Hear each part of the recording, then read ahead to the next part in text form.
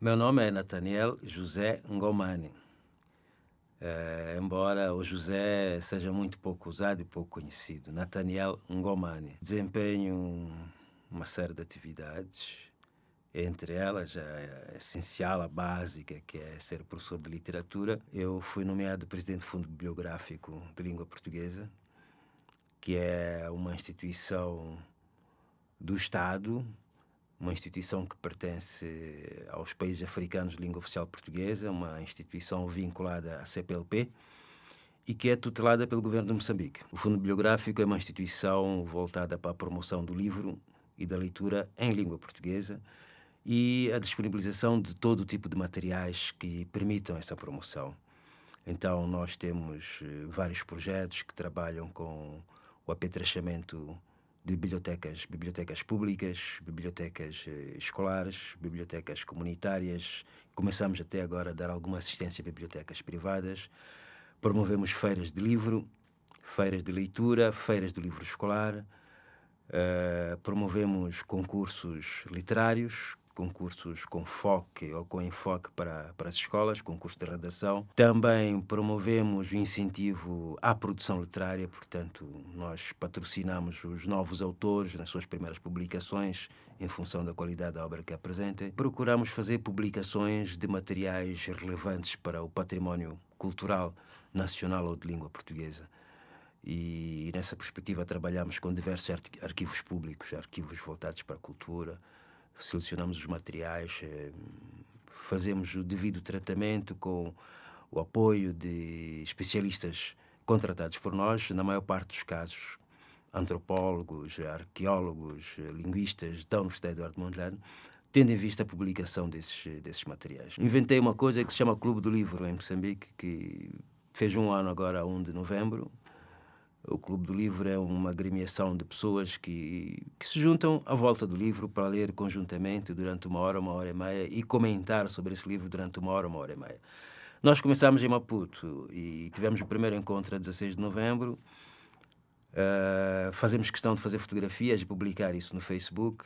E em função do Facebook foram aparecendo pessoas interessadas noutras regiões do país.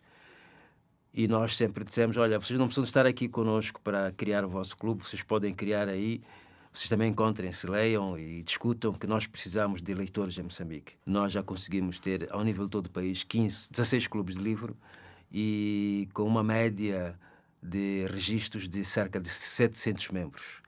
E isso é bom porque Moçambique é um país pobre, nós precisamos de ler, é no livro onde existe o conhecimento e nós tentamos, portanto, incentivar essa leitura. Como se pode perceber, o Clube do Livro, de alguma forma, está no meio entre todo o trabalho de bibliotecas, de promoção da leitura e a minha profissão, pronto, de professor. Há um conhecimento geral de que existe um tal senhor chamado Machado de Assis. Né? Isso é quase consensual em todo o Moçambique. As pessoas sabem que Machado de Assis é brasileiro. Mas quase ninguém sabe que existe um sujeito chamado João Guimarães Rosa.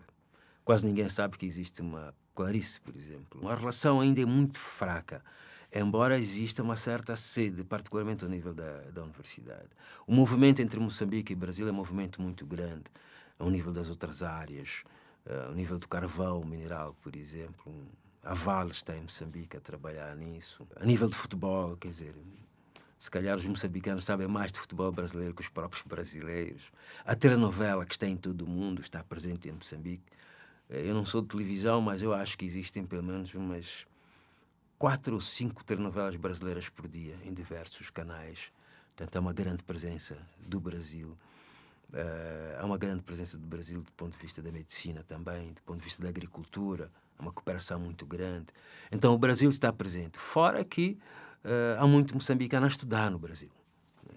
Seja em São Paulo, seja em Minas, em Salvador, Rio de Janeiro. Há muito moçambicano que está a estudar. Então, existe esta presença do Brasil lá.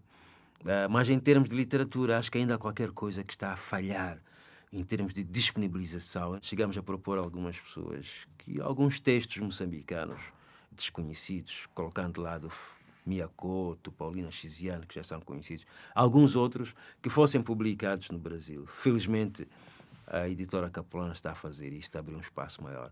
Mas seria interessante que esta publicação de moçambicanos aqui fosse também homologada por uma publicação de brasileiros lá.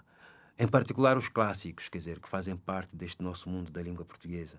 Um Machado de Assis, um Mar de Andrade, um Clarice Drummond, João Cabral de Melo Neto. Algumas celebrações, algumas homenagens dos grandes autores no Centro Cultural Brasil-Moçambique funciona para projetar um pouco.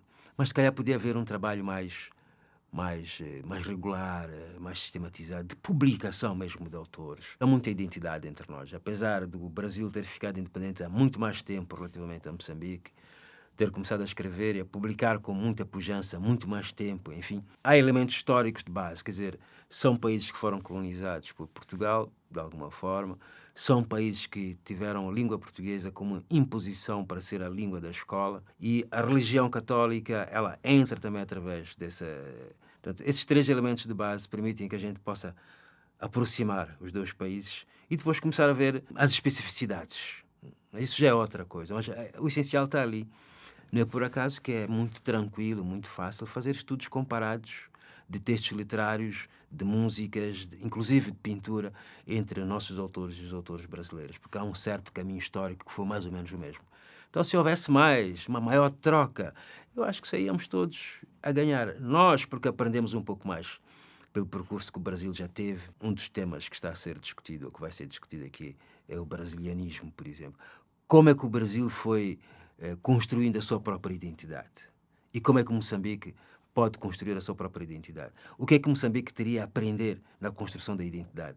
Do ponto de vista da produção intelectual, o que é que o Brasil fez para ser aquilo que é hoje? Quer dizer, em nenhum lugar do mundo é desconhecido o Brasil. Quando a gente fala Brasil, quer dizer, não é só futebol, não é só carnaval, mas tem o MPB, tem a literatura, tem inclusive o cinema que representa o terceiro mundo, né? Tem na área científica, quer dizer, tem muita coisa. Os intercâmbios têm feito chegar muita coisa.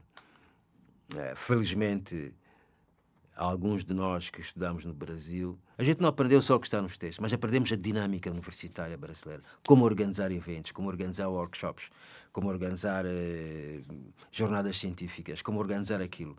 E muitos dos pós-graduantes, particularmente, que fazem a sua pós-graduação no Brasil, quando voltam, eles introduzem e imprimem essa dinâmica em Moçambique. E muitas vezes em parceria com os ex-colegas de formação brasileiros. Então, há muito brasileiro que está ligado às áreas universitárias que vai para Moçambique para participar desses encontros, para participar dos congressos, participar dos seminários. Cria uma dinâmica ótima. E isso permite continuar a beber, a absorver a cultura e o conhecimento que vem do Brasil. Inclusive a partir de textos que não foram publicados, textos que circulam apenas no meio universitário. Isso é uma outra forma, não é? E através dos mesmos caminhos, há muito moçambicano que tem participado em experiências culturais várias,